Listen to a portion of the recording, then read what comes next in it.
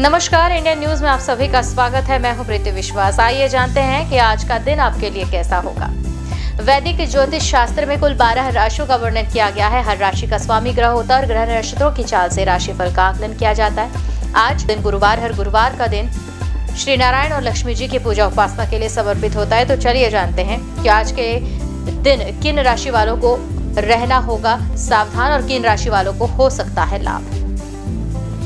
मेष राशि, गुरु के भाव में चंद्रमा का गोचर आज कई राशियों के लिए शुभ समाचार लेकर आ सकता है। धार्मिक कार्यों की ओर झुकाव होगा। कर्क राशि वालों के लिए भी आज दिन अनुकूल साबित हो रहा है।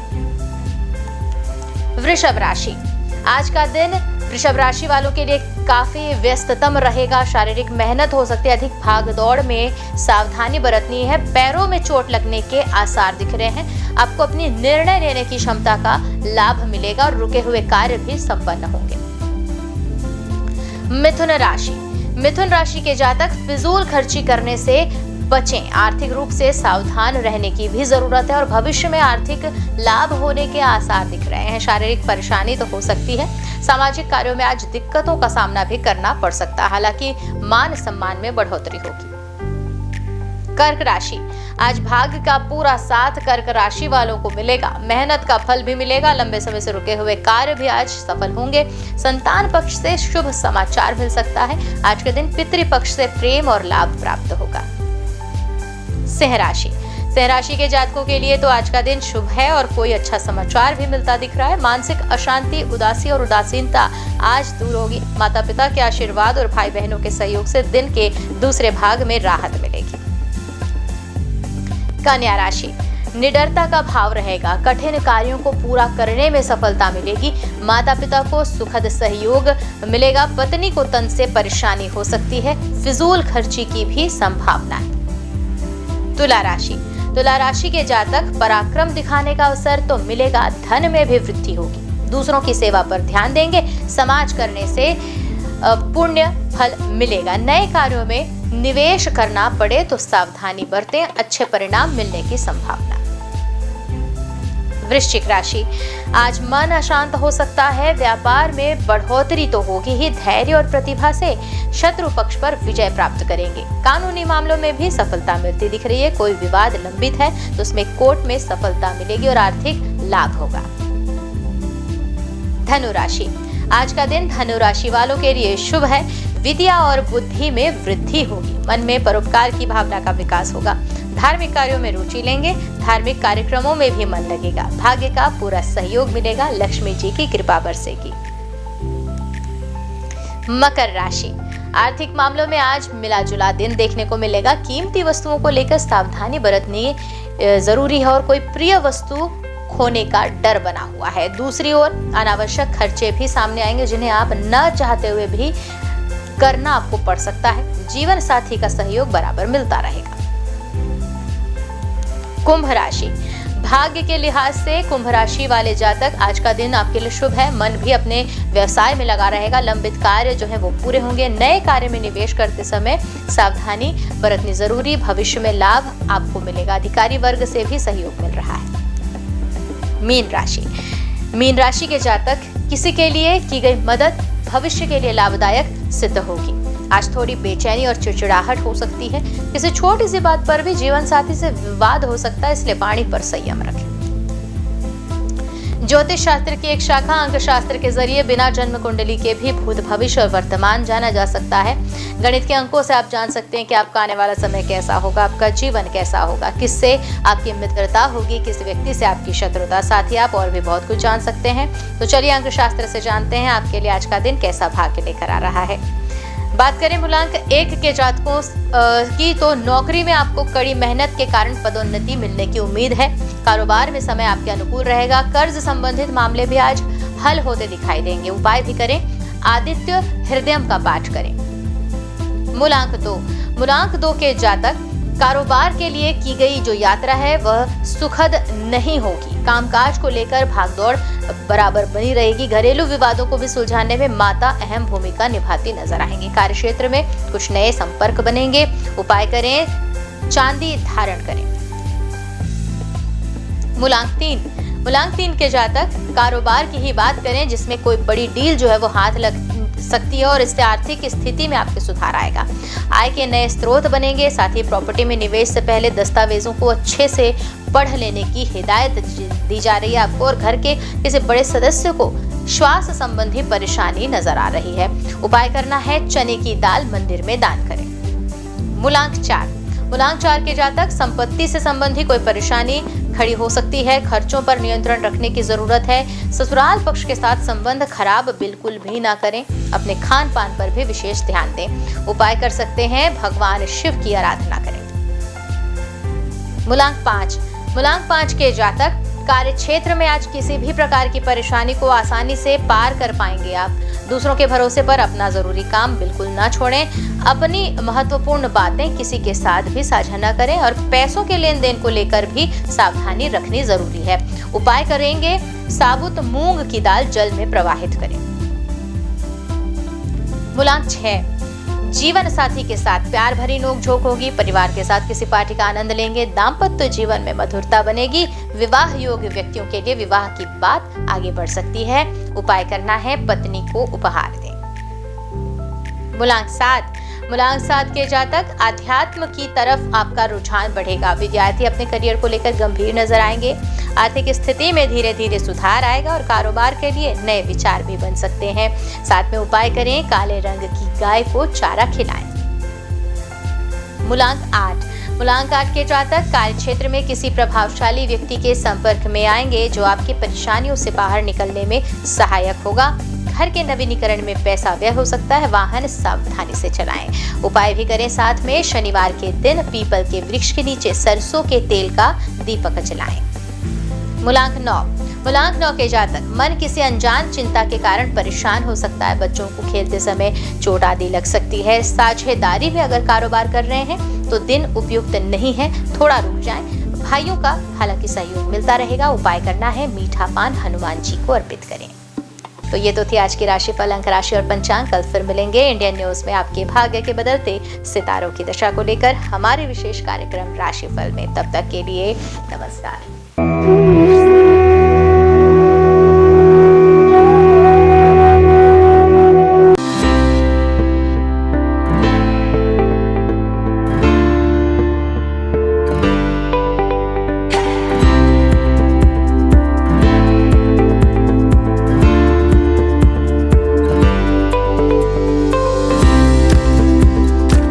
गुरु ब्रह्मा गुरु विष्णु गुरुदेवो महेश्वरा, गुरु साक्षात परम ब्रह्मा तस्मै श्री गुरुवे नमः। गुरुवार का दिन देवताओं के गुरु श्री हरि विष्णु को अर्पित है।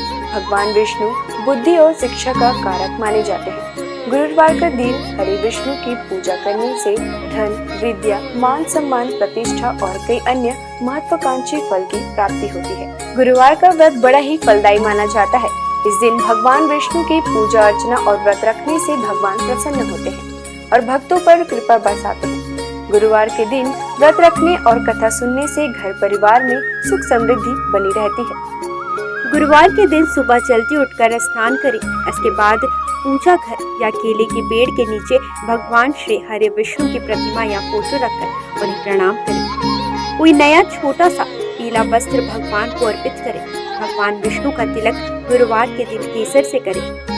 बृहस्पति देव को पीला रंग अत्यंत प्रिय है। गुरुवार के दिन पीला चावल, पीली मिठाई या भोग लगाना शुभ होता है। हाथ में चावल और पवित्र जल लेकर व्रत का संकल्प लें। एक लोटे में पानी और हल्दी डालकर पूजा के स्थान पर रखें। भगवान को गुड़ और धुली चने की दाल का भोग लगाएं। भगवान को प्रणाम करें और हल्दी वाली पानी को केला या किसी अन्य पेड़ की जड़ों पर डाल दें। अगर आप पहली बार गुरुवार का व्रत रखने जा रहे हैं तो आप उस गुरुवार का चयन करें जिस दिन पुष्य नक्षत्र हो।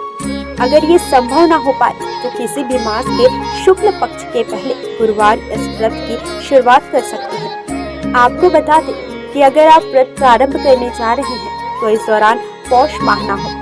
गुरुवार को पीले वस्त्र पहनना शुभ होता है। आइए जानते हैं श्री हरि विष्णु की प्रसिद्ध मंदिरों के बारे में। बद्रीनाथ धाम उत्तराखंड में हिंदू धर्म के 4 धामों में से एक बद्रीनाथ मंदिर है जो भगवान विष्णु का सबसे प्राचीन मंदिर है। बद्रीनाथ मंदिर उत्तराखंड के चमोली में स्थित है। माना जाता है कि बद्रीनाथ मंदिर का निर्माण 7वीं-9वीं सदी में हुआ था। यहाँ भगवान विष्णु की 1 मीटर लंबी शालिग्राम की मूर्ति स्थापित है। मान्यता है कि यह प्रतिमा स्वयं प्रकट हुई। जगन्नाथ मंदिर जो है ओडिशा में, ओडिशा के पुरी जिले में जगन्नाथ मंदिर है। यह मंदिर भगवान विष्णु के अवतार श्री कृष्ण को समर्पित है। जगन्नाथ मंदिर पूरे हिंदुओं के 4 धामों में से एक है। मंदिर के ऊपर लहराने वाला झंडा उल्टी दिशा में लहराता है। मान्यता है कि इस मंदिर के ऊपर से कोई पक्षी तक नहीं उड़ता। हर साल भव्य जगन्नाथ रथ निकाली जाती है, जिसमें श्री कृष्ण अपने बड़े भाई बलराम और बहन सुभद्रा के साथ होते हैं। इस रथ यात्रा में दुनिया भर से लाखों श्रद्धालु शामिल होते हैं। द्वारकाधीश मंदिर गुजरात, भगवान विष्णु के सबसे बड़े मंदिरों में गुजरात का द्वारकाधीश मंदिर है। यह विष्णु मंदिर जी के अवतार श्री कृष्ण को समर्पित है। मथुरा छोड़कर कृष्ण द्वारका पहुंचे और अपना साम्राज्य स्थापित किया। यहाँ उन्हें द्वारकाधीश के नाम से पुकारा जाने लगा। यह हिंदू धर्म के सबसे प्राचीन और भव्य मंदिरों में शामिल है, जिसका इतिहास 2000 साल से भी अधिक पुराना है। रंगनाथ स्वामी मंदिर जो है तमिलनाडु में, दक्षिण भारत के तमिलनाडु में श्री हरि का भव्य मंदिर है। तमिलनाडु के तिरुचिरापल्ली शहर के श्रीरंगम में स्थित रंगनाथ स्वामी मंदिर भगवान विष्णु को समर्पित है। इस मंदिर में श्री हरि विष्णु शेषनाग शैया पर विराजे हुए हैं। इस मंदिर का परिसर भारत के सबसे बड़े मंदिरों में शामिल है। वेंकटेश्वर, यह भगवान विष्णु के सबसे पुराने और प्रसिद्ध मंदिरों में से एक है। वेंकटेश्वर मंदिर तिरुपति के पास तिरुमाला पहाड़ी पर है। हर साल अनगिनत लोग यहाँ आकर भगवान वेंकटेश का आशीर्वाद और दर्शन पाते हैं। विट्ठल रुक्मिणी, यह वैष्णव मंदिर महाराष्ट्र के पंढरपुर में है। विट्ठल रुक्मिणी भगवान विष्णु के विठोबा को समर्पित है। यहाँ श्री हरि और उनकी पत्नी रुक्मिणी विराजमान है। सिंहाचलम मंदिर, यह मंदिर विशाखापट्टनम के पास है। सिंहाचलम में भगवान विष्णु के नरसिंह अवतार की पूजा की जाती है। कनक भवन, अयोध्या के राम मंदिर को कनक भवन के नाम से भी जाना जाता है। यहाँ श्री हरि के राम अवतार को पूजा जाता है। इस मंदिर में रामनवमी का उत्सव बड़े हर्ष के साथ मनाया जाता है। माना जाता है कि कनक भवन में श्री राम ने कौशल्या के गर्भ से जन्म लिया था। द्वापर युग में जब भगवान विष्णु श्री कृष्ण के रूप में अवतरित हुए थे, तो उन्होंने अपने उपदेशों और लीलाओं से संपूर्ण मानव जाति को उचित और अनुचित का बोध कराया था। और इसी कड़ी में उन्होंने कुरुक्षेत्र के मैदान में महाभारत युद्ध के दौरान गीता उपदेश भी दिया था, जिसमें उन्होंने समस्त मानव जाति को धर्म और कर्म का ज्ञान दिया था। ज्ञान और उपदेश के अलावा श्री हरि विष्णु के पास कुछ प्रलयंकारी अस्त्र भी थे। तो आइए जानते हैं श्री हरि विष्णु 5 सबसे शक्तिशाली अस्त्र के विषय के बारे में। पहला, कौमोदकी गदा। कौमोदकी गदा को श्री विष्णु की शक्तियों का स्रोत माना जाता है। इस गदा को भगवान विष्णु अपने बाएं हाथ में धारण करते हैं। विष्णु जी की ध्यानावस्था में कौमोदकी ज्ञान, बुद्धि एवं समय की शक्ति को प्रदर्शित करता है। विष्णु पुराण में गदा को ज्ञान की शक्ति बताया गया है। इसके अतिरिक्त यह गदा अहम और अहंकार की प्रवृत्ति को भी प्रदर्शित करता है। विष्णु धर्मोच्चर पुराण में कौमोदकी भगवान विष्णु की पत्नी तथा समृद्धि एवं बुद्धि की देवी लक्ष्मी को दर्शाता है। वहीं कृष्णोपनिषद के अनुसार यह गदा माँ काली अर्थात समय की शक्ति को दर्शाता है। यह गदा महाभारत काल में भगवान कृष्ण को वरुण देव से प्राप्त हुई थी। यह भयंकर गर्जना उत्पन्न करके शक्तिशाली असुरों और राक्षसों का विनाश करने में सक्षम थी। दूसरा शक्तिशाली अस्त्र, नारायणास्त्र। यदि नारायणास्त्र का एक बार प्रयोग कर दिया जाए तो संपूर्ण सृष्टि में कोई भी शक्ति इसे रोकने में सक्षम नहीं। शत्रु यदि कहीं छुप भी जाए तो भी यह अस्त्र उसे ढूंढकर उसका वध कर देता था। इस अस्त्र को केवल उसके सामने खुद को समर्पण करके ही रोका जा सकता था। इसका निर्माण सतयुग में स्वयं भगवान नारायण द्वारा किया गया था। महाभारत काल में इस अस्त्र का ज्ञान भगवान विष्णु के रूप में भगवान कृष्ण, गुरु द्रोणाचार्य और उनके पुत्र अश्वत्थामा को था। सुदर्शन चक्र। सुदर्शन चक्र भगवान विष्णु का सबसे प्रिय अस्त्र माना जाता है। यह चक्र 12 अरों, 2 युगों और 6 नाभियों से युक्त था।